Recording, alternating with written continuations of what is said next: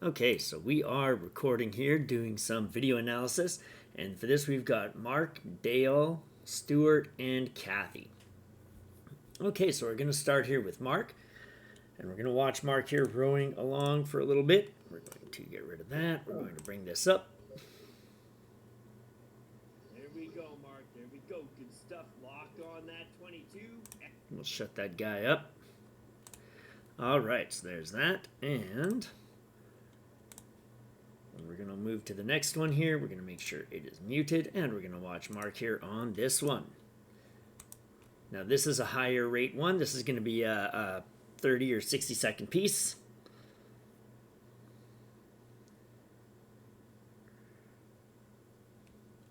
All right. So we're going to start with the previous one here from Mark. And this looks pretty solid stuff, Mark. This is pretty solid stuff. Technically, you're pretty precise, right? When we come up here to the catch, we see the heels raise a little bit. The main thing that is jumping out is, and I say jumping out, it's actually not a huge thing, but that first part of your drive, if we look at the hands here, right?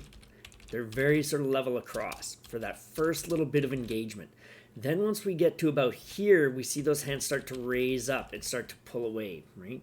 And they raise that height a little bit. And we see, boom, see that lift there? As we start to bend these arms a little more as well, it brings that up. So we change that angle on the chain a little bit. So it's boom, we're coming up a little bit more. So when we compare sort of where they were here, it was very level straight across, which we actually don't want, right? This is where the problem is. Seeing that little raise is actually not too bad. That's what we want. We want that slight angle coming all the way up. So what that tells us then is this first little bit here, there, where the hands are just level and we're not seeing anything really change, and then we see it start to come up. That tells us that we're not fully connected right at the top of that drive. We set the chain. Now you actually do a pretty decent job of kind of coming in here and lifting those hands. See that last bit of compression here, we see those hands lifting. So we're actually lifting that into the catch, which is a good thing. Right? We let those hands drift up a little bit. Boom, boom, boom, they're coming up. They just need to come up just a touch more rather than come straight out horizontally here. Really let that sort of relaxation come into the shoulders here to not take the weight.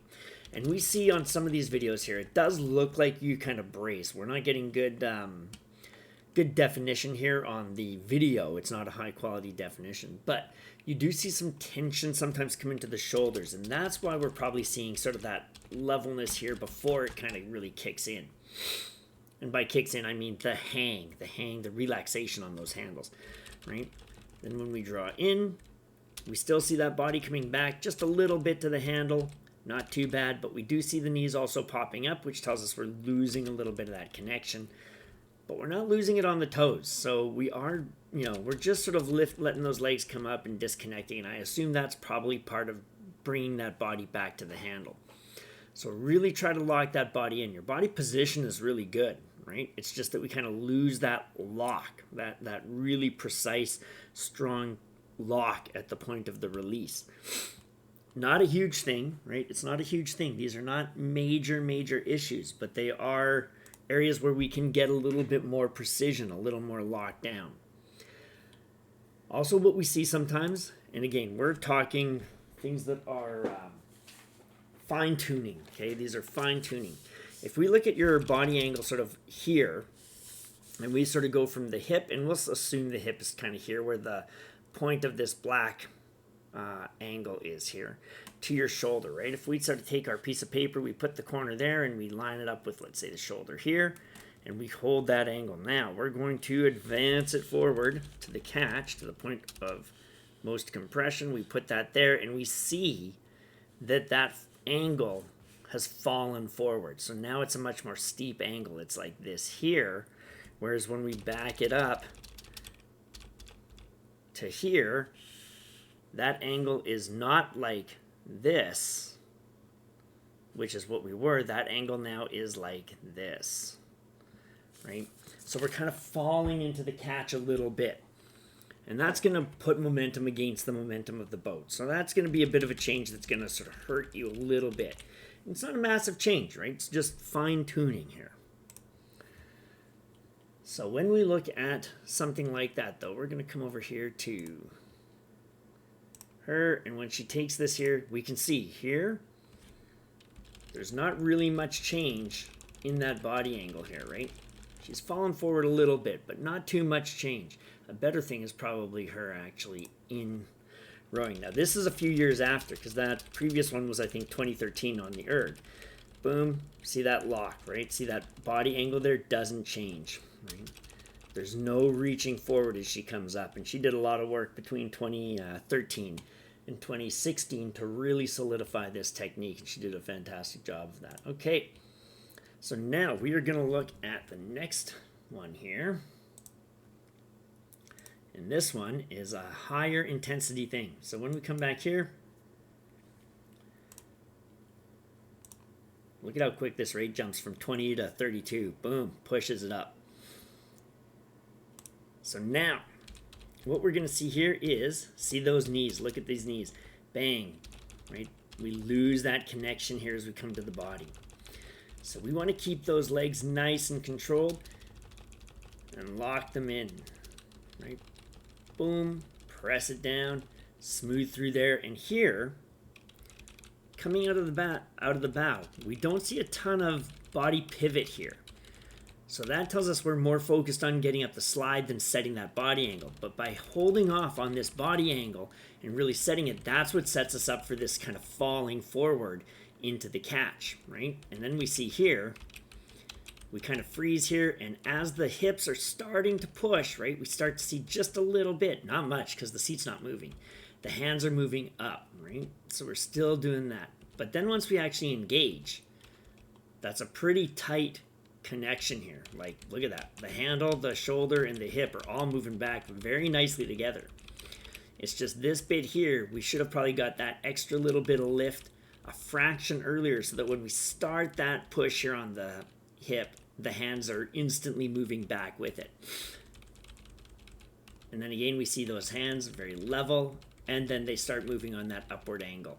So we're missing just a little bit at that very top end.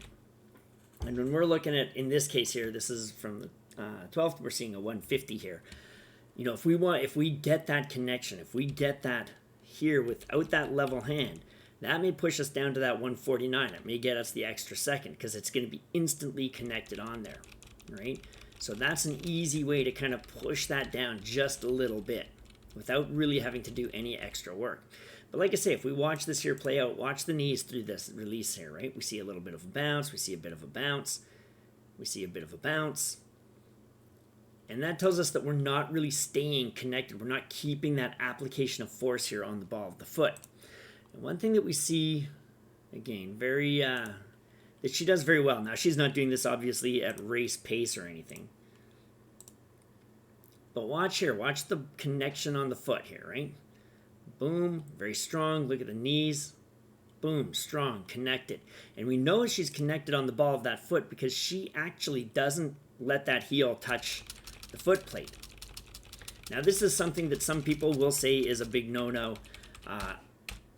I give kind of lip service to people who, put the heel down and get full foot press down. I'm not super sold. I won't say I'm not sold on it. I do think there's good thing for getting the full foot on. Absolutely. But if I have to say disconnect either the ball of the foot or disconnect the heel, I will pick disconnect the heel all the time because we want that connection on the ball of the foot. And we see this here. And again, she's one of the strongest rowers out there. Boom, she never loses that connection here because that is going to keep us with that connection. We're pressing power. We're pressing that extension on the leg at all times. And that's what we want to see here through this release. Now, we see those toes come see how this curve here, and we see them come off just a little bit through that release here. And again, we're not talking major changes, but boom, see how they kind of pull away.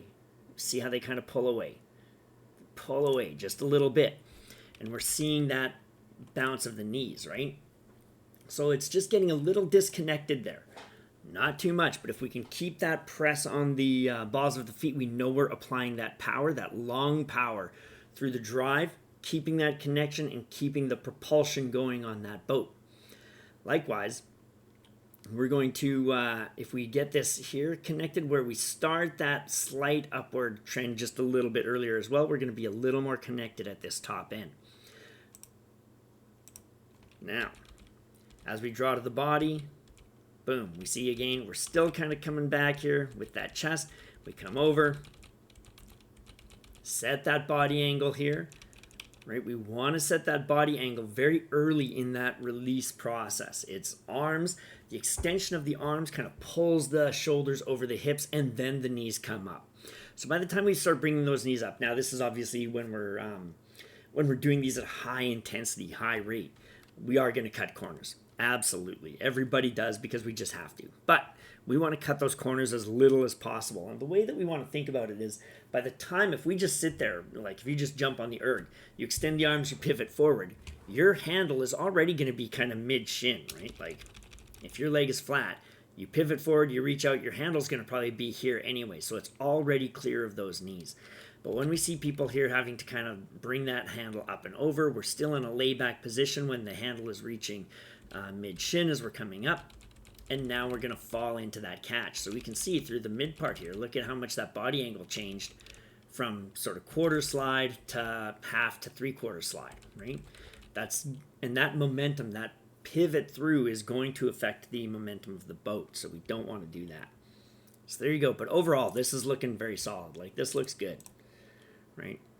If I were just to sort of watch somebody at the gym that's doing this on the erg, I'd be like, that person knows what they're doing. Like that person's definitely solid. So this looks very good, very smooth. Nice stuff. All right, we are going to move on and we are going to look at Dale. So here we go. Let's move to my Dale notes here. All right, we're going to watch Dale here. We're going to bring him up. Excellent work here, We're going to Dale. shut this guy up.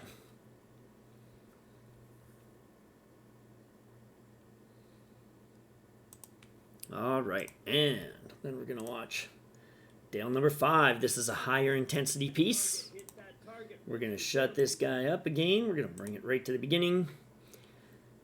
Dale, I don't know if other people are going to think the same, but I love this here, actually. If you look at yourself at the beginning before this next piece starts, it looks like you're like, oh, God, I got to do another piece. But I like that. It shows that we're working, that you're going into this next piece already tired. You've worked hard, right? And then it's like, all right, let's do it. And look at this. We're getting decent grab on this thing, right? There's good resistance here. It's not weak through the drive. Now, as we'll see, we're not getting as good a grab as we could get, and we're not as strong through the drive as we could get either. But there's a lot of good stuff going on. So we're going to start off with this one here. This is the regular intensity one. Now, the main areas that I'm going to focus on for you is going to be body angle and connection on the foot plate. Because those are two areas. One, body angle and body positioning allows us to apply power effectively. And how we get the feet on the foot plates, and this is something that a lot of people don't really spend a lot of time on, but it's something that we should spend more time on. It's kind of like holding the handles. As coaches, we don't really talk to people that much about how to hold the handle and how to do the feathering and the squaring, but it's something we should probably spend more time on. Foot placement and application of force through the foot and how the foot feels on the foot plate. This is something that really allows us to utilize and to press against a solid platform that will ultimately apply power to the handle and the blade, or in this case, the flywheel.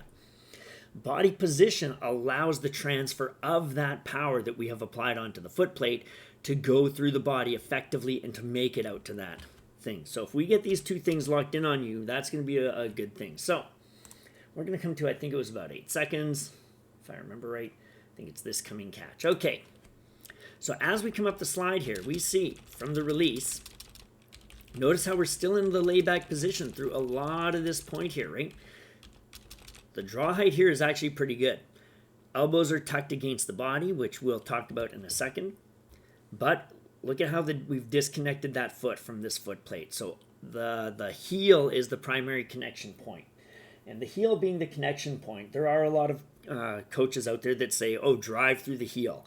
I think they are I don't want to say wrong, but I think that that is not what we want to tell our athletes. I think we want to tell them drive through the balls of the feet.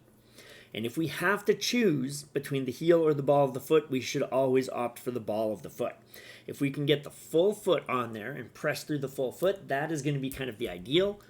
But usually it doesn't happen. Usually somebody is more one than the other. And if we have to make that decision, choose the ball of the foot. And for that, we're going to come over here and we're going to look at Kim Brennan, Kim Crow, same person. We're going to watch her do her ergon. We're going to look at the feet and the connection of the foot here.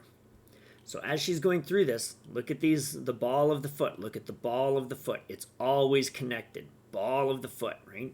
It's always connected. And in fact, one thing we see, because we know that it's connected, heels raise up here at the catch, which is fantastic. She comes in, she presses away, and now this time we're going to watch the heel.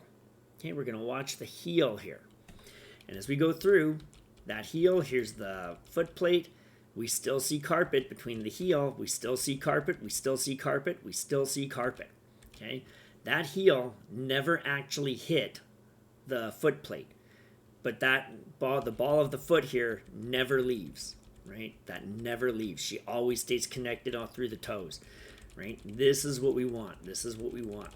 Because this is going to make sure that we are constantly driving away from us and we're not relying on the foot to pull ourselves back up that slide. This allows better control in the boat. This allows better application of force through the stroke. So we're going to come back here, but we're going to bring you up and we're going to look at the feet here. So it's nice draw height. Now, so notice we're still in layback, still in layback. Now we kind of get straight up and down. As we come forward, now notice though, the hips start to come back in and they out-accelerate the shoulder, and boom, we can see that as we approach that last bit, notice we're still laying back again. But here we've got the toes now on the foot plate. Okay, so now, notice here, the slide is out-accelerating the shoulder, and the handle isn't moving. So when we talk about that triangle, right, that golden triangle of handle, shoulder, hip, all moving together, we want to make sure that they're connected. And here we can see, right now the slide is moving, the handle isn't moving, and the shoulders aren't really moving. Okay? And then here, again, we're still out accelerating because we see this body angle change.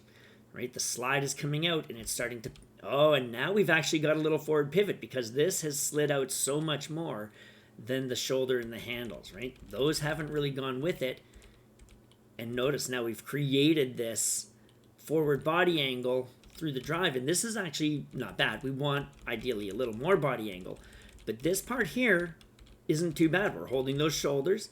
Now we're moving together. Now notice the shoulder and the hip are moving more together through these frames here. Right, they're more locked in. We're getting better power application there.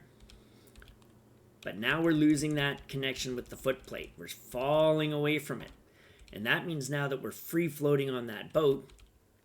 And as we draw it through here, we're not really keeping that connection, that power application to accelerate using leg, quad, glute power as well. We're now just into sort of the bicep. Okay. So watch when we come in that we're not disconnecting this here, right? And again, when we look at something like this, right? Look at how much forward pivot she has here coming in, right? Look at that shoulder hip angle. And if we come to see people in action, we're going to play this. We got volume off. Excellent, because I don't want to copyright strike. Where is... Here we go. So we're coming into the race. Hopefully this loads up. All right. So now,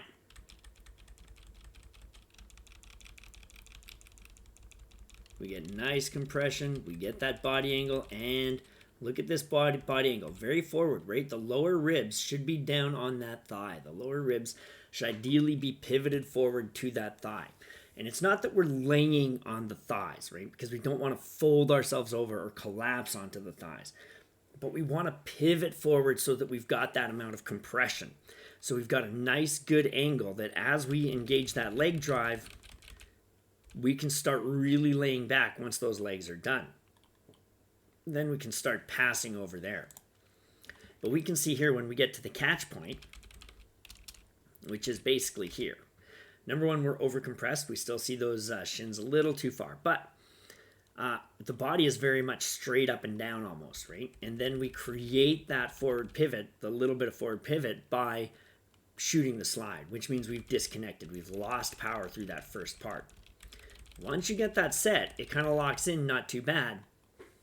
So we want to make sure, though, that we have that right from the beginning, not from sort of here, halfway through the leg drive. We want to make sure we have that right up here at the catch. And if you watch, see, notice how this angle changes a lot. Right? And we're going to play it again, forward. Here we go. Look at how this angle changes. Boom, as we come in. Right? See that change in the angle. So we don't want those hips coming in and then bouncing in, putting us into a lay-back position, and then bouncing out as we sort of reset that position. So really think about, especially during the low-intensity stuff, the stuff where we're just kind of going through the motion, right? You don't have to necessarily hit those rate targets that we're talking about.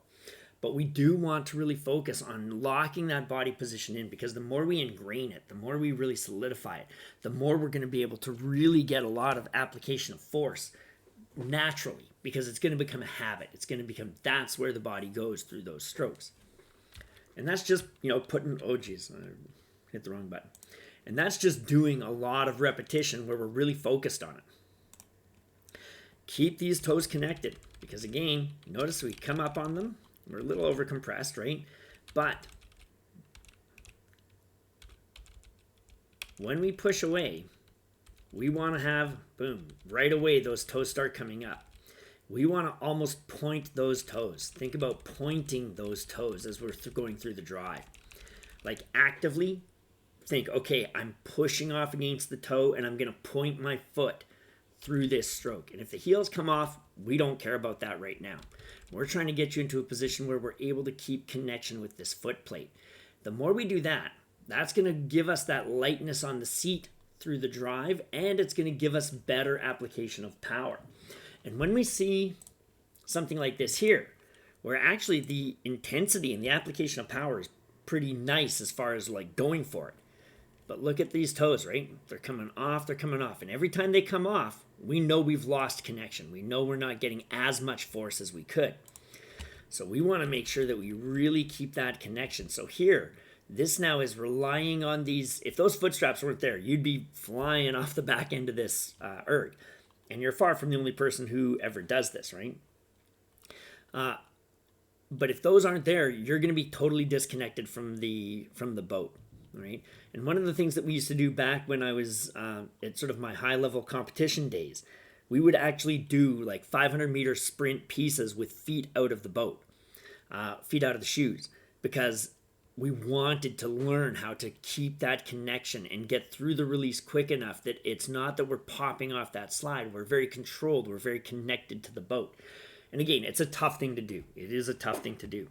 But a thing that will help you is thinking, point the toes, point the toes, point the toes. Even if it feels weird at first, that's okay. Let things feel weird until they don't feel weird. Coming up the slide again, we see a little bit of this layback position that we never really get forward over the hips.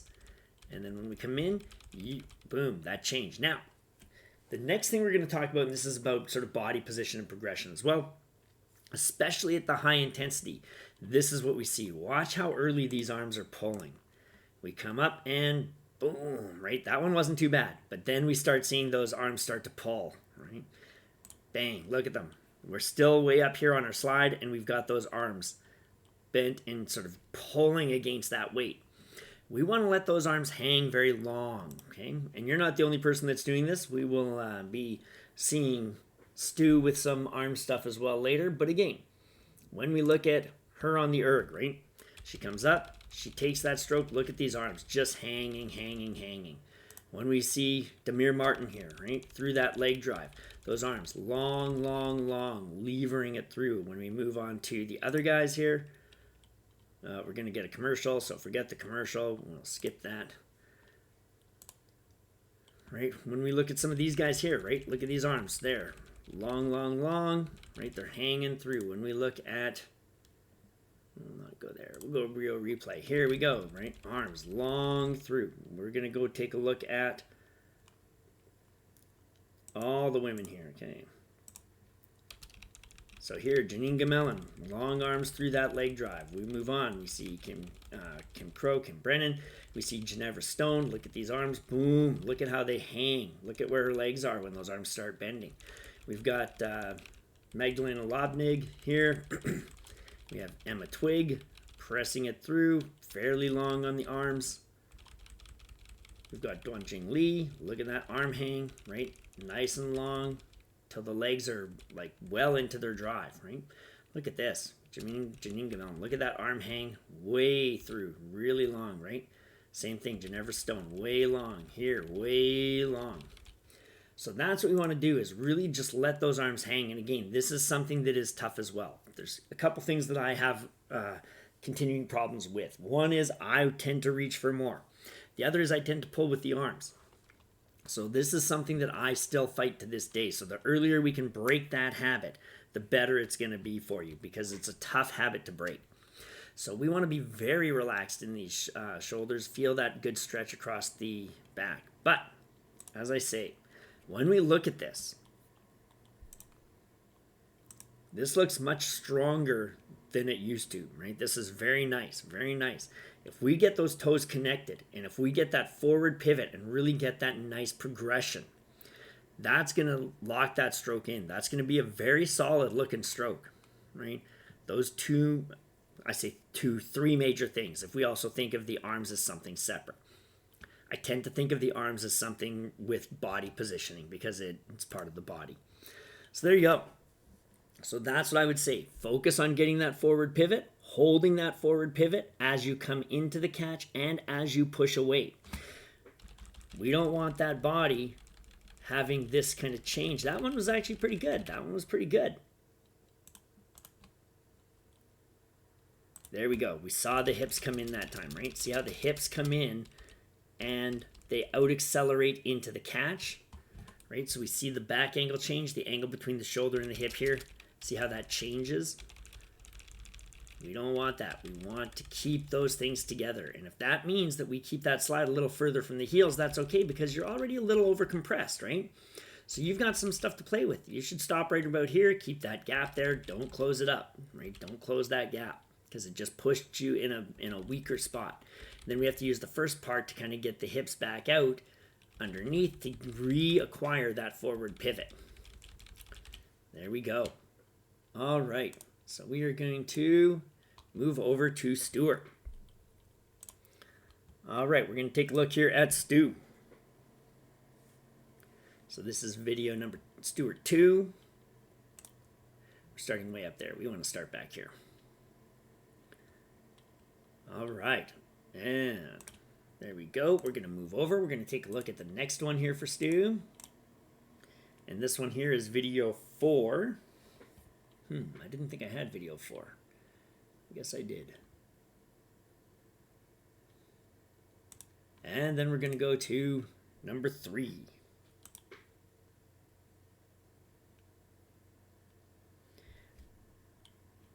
Oh, we're going to back up here, and we're going to go here. Okay.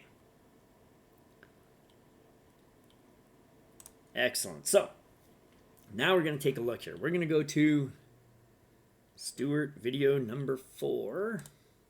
Here we go. So when we go to 14 seconds,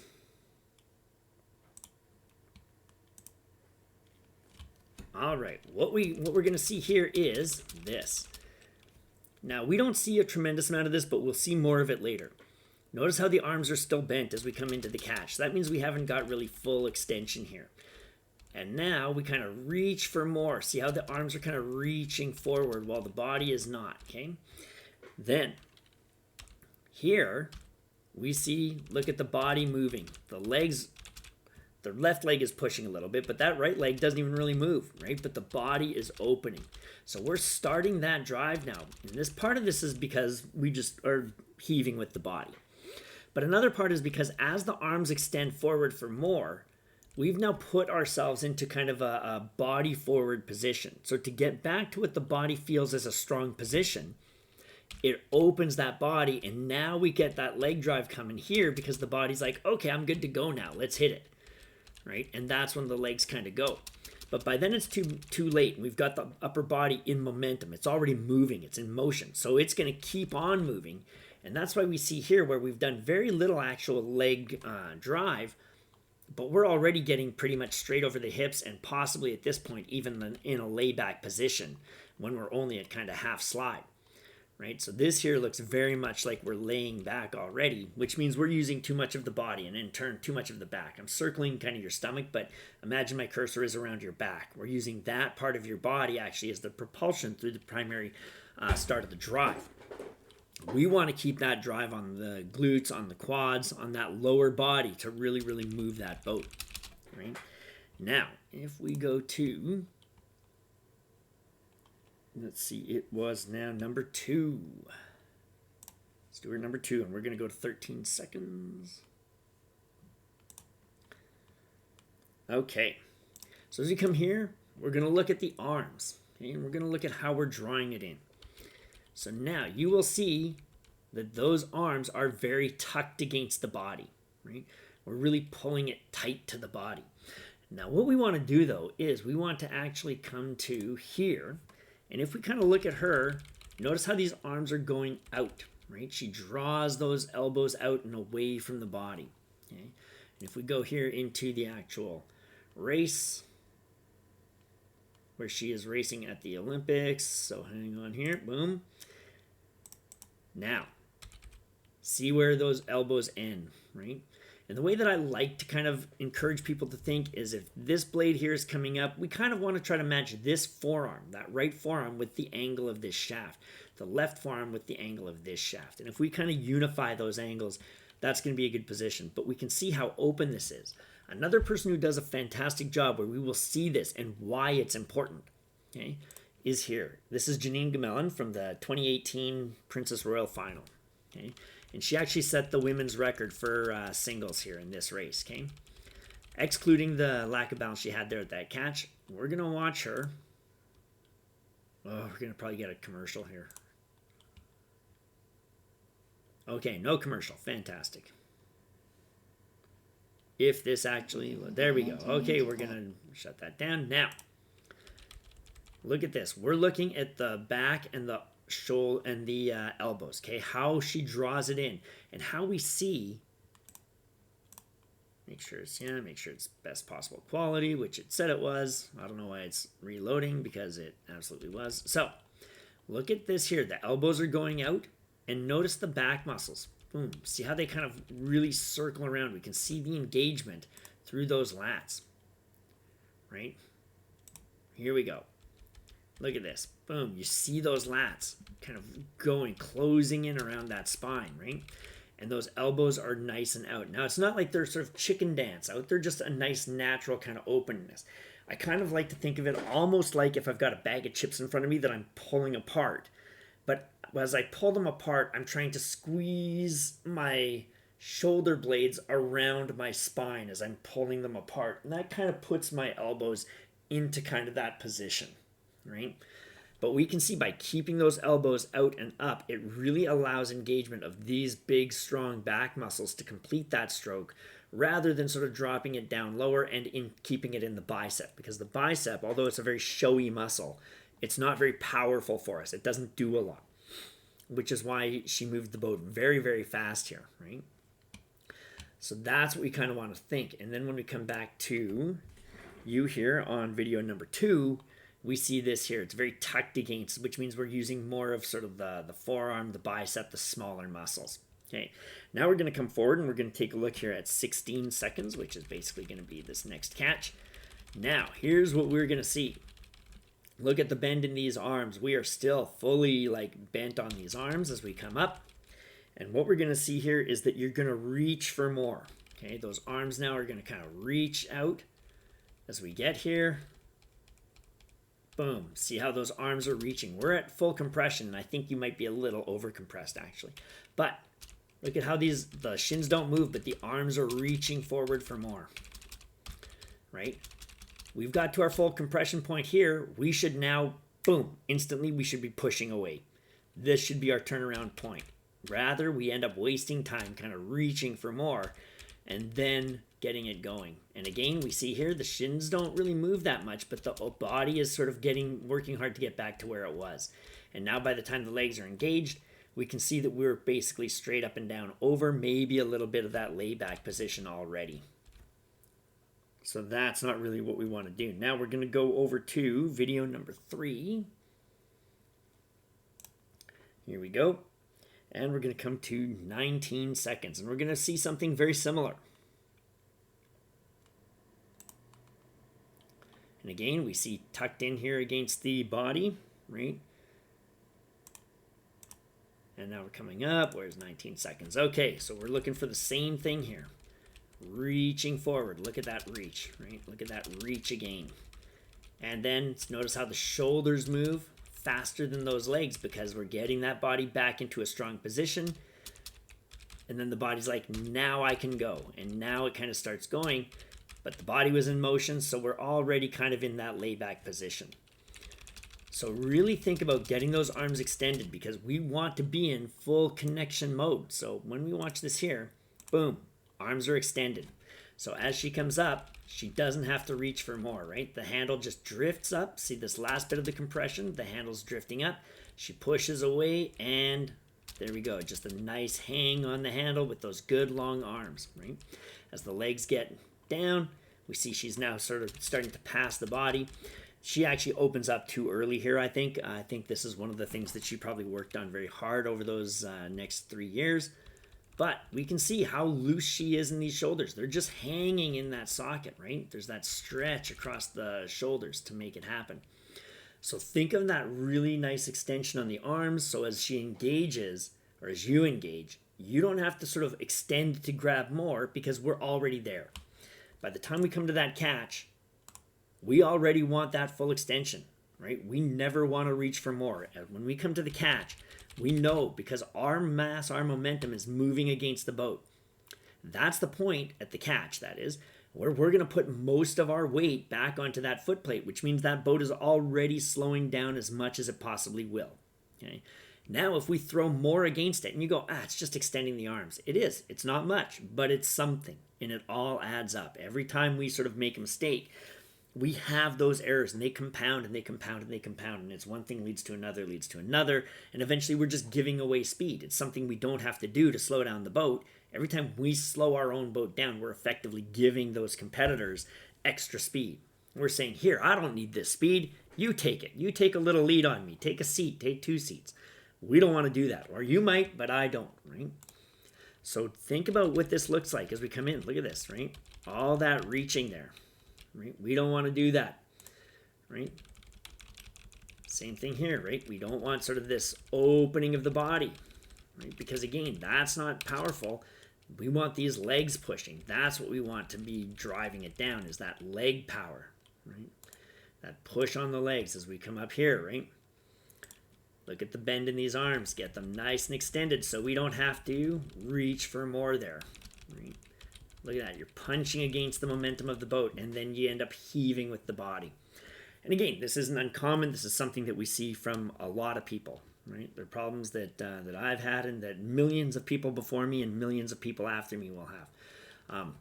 But when we recognize them, we want to make a change. So there you go. So that's what I would say, is really think about setting that body, not reaching for more, not opening the body, not opening and starting with the shoulders. And then as we draw it in, think of that position. Think of when we look at Janine Gamelin here at the release, this is what we want our body to be positioned like, because it keeps that power right up here in these big, strong, powerful muscles, right? When we watch, like, look how big these muscles are, right?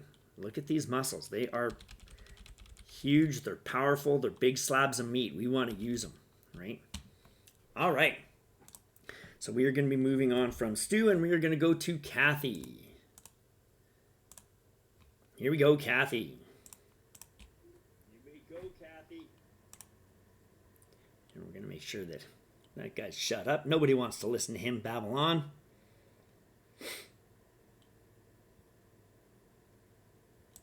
All right, and now we're going to watch the next video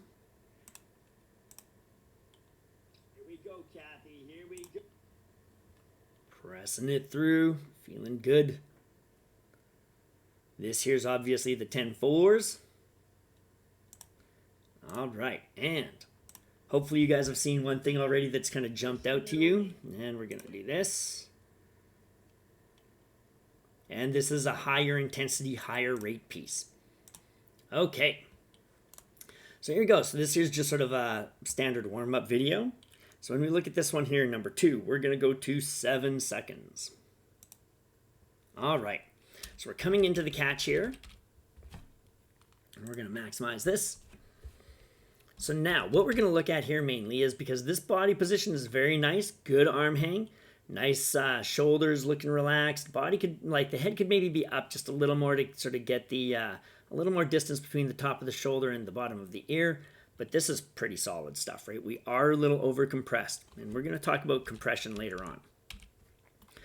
But we're going to watch the chain, because this is where we see sort of the big thing, is that first part of the drive. Look where this chain angle is, and now it starts to come up. Then it dropped back down, and then it's up again a little bit. So we're not really connected here until, boom, right about here, right? Because this is where we actually finally get to our position.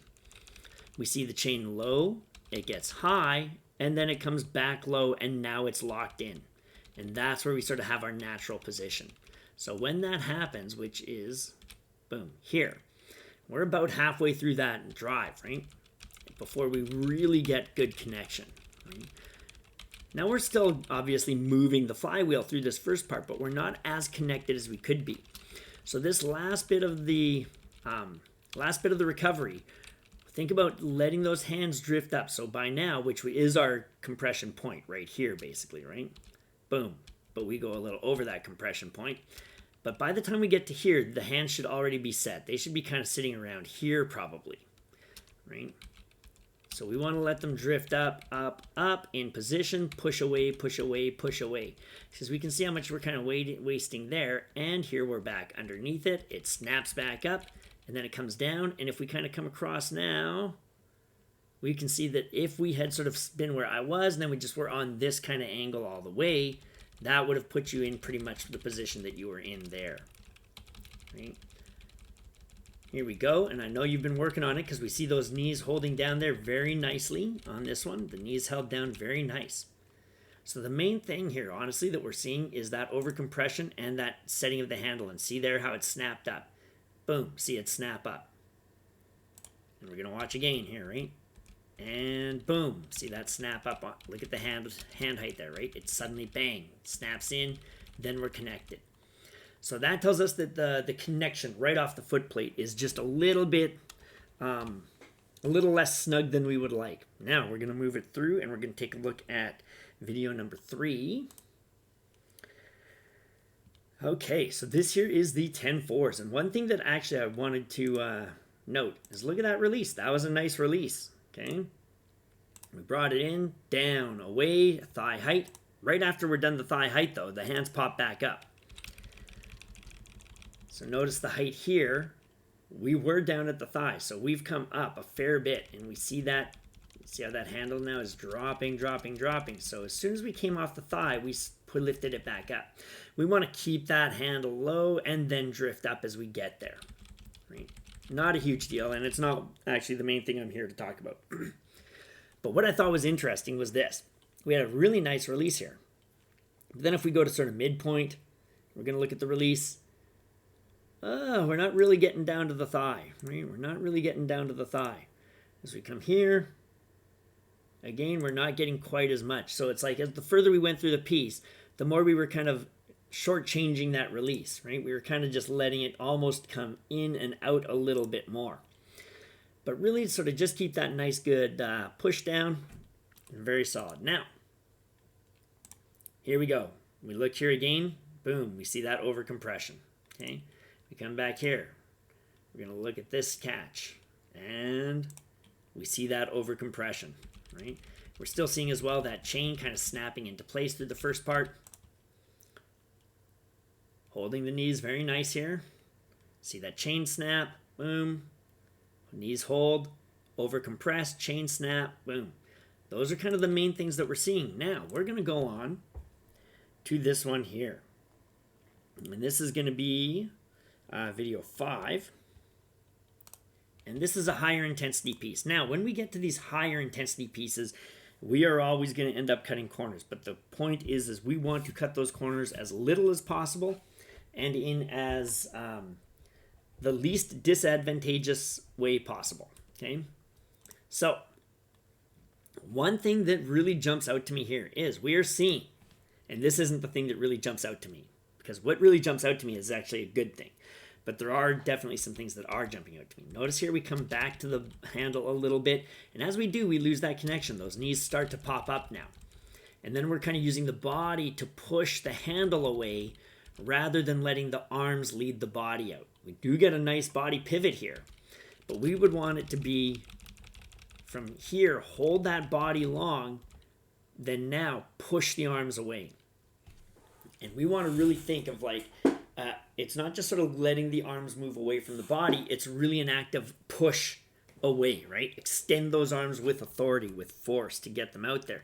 That extension is going to help also pull the shoulders over the hips, and that's going to get us well past these knees. So if the knees do pop up a little early, they're not going to be in our way, and we don't have to worry about here keeping that height to sort of pass over top of them. We'll still be able to get that nice release, keep the hands low, and then the knees will come up behind the hands after the hands have passed the knees. Right? So then we find we do set that position, we come up here, we take the next stroke. Okay? Notice the chain, right? First bit, boom, now it locks in, we're about half slide. Right? We're about that half slide by the time it fully locks in and we get the maximum grab that we can. Here, again, keep that chin up. We want the chin level to the ground rather than letting that head drop a bit. Keep that release position. Now, the thing that jumped out to me, though, and this is a positive thing, right, is this. If we're going to stop here, look at the amount of compression we've got here. So as we kick that rate up, now we're going to come up to the catch. So that's our maximum compression point here. We're going to come up here, and that's our maximum compression point. And then we come here. And this tends to be the best compression points that you get, actually. Coming up is at this high intensity stuff. We rarely really see a ton of overcompression on this, which is interesting because there's a little bit there, but when we kind of really kick up that intensity, that's when you see a lot of people get over compressing, but you actually lock it in pretty nice here, right? So when I'm kind of thinking, oh, why is that, right? I tend to sort of think it might be that because you're coming in so fast, you're thinking about slowing down and keeping that control into the point of compression, into the maximum point of compression, which means that you are kind of prepping up for it a little bit. It could also be that when we look at overcompression, because your compression is the worst on the 10-4s, where that resistance is very high, it's up at 10. So I might suggest moving it down to 7 or 8. You'll still get a ton of resistance. But I'm wondering if, because that resistance is so high, the body's really like winding up to think, okay, I got to get forward and really like grab this weight because it's very heavy. A 10 resistance is very heavy. Right? And I wonder if that might be one of the reasons that your body is kind of over compressing here and pushing it forward, thinking, okay, I got to really get up there to pour everything I got on this, right? So I might suggest trying to drop it down to a 7 or an 8 and see how that goes with your compression, if that helps your compression a little bit. For the most part, though, Cathy, this is looking good. When we watch you here, like I say, at this intensity, if we get rid of this jerking on the chain here, right, that's going to give you very nice power application. That's going to give like really direct, really smooth application right from the moment of catch. Your body position here is pretty good, right? Like head is up, shoulders are low. We could maybe get the head a little taller, but good. Look at this compression. This is nice, right? And as we push it away, we're seeing pretty nice connection here between the shoulder and the hip. We don't see the body open a ton. Look at this, right? The shoulders finally past the hip when those legs are almost done. So we're getting good connection there through that. If we lock this in, that's going to be very, very solid stuff. And it looks like you've been working on the knees a lot, because we only really saw the knees becoming an issue at that high intensity one, right? As those knees get a little bit bouncy and come up a little bit early. See there, they come up, that time there they were really sort of early, right? They come in, and even before the handle gets to the body, those knees are starting to come up. We're trying to move on to that next stroke a little bit early, right? So keep that connection. Keep that connection here. Keep the toes pointed. Keep the ball of the foot engaged.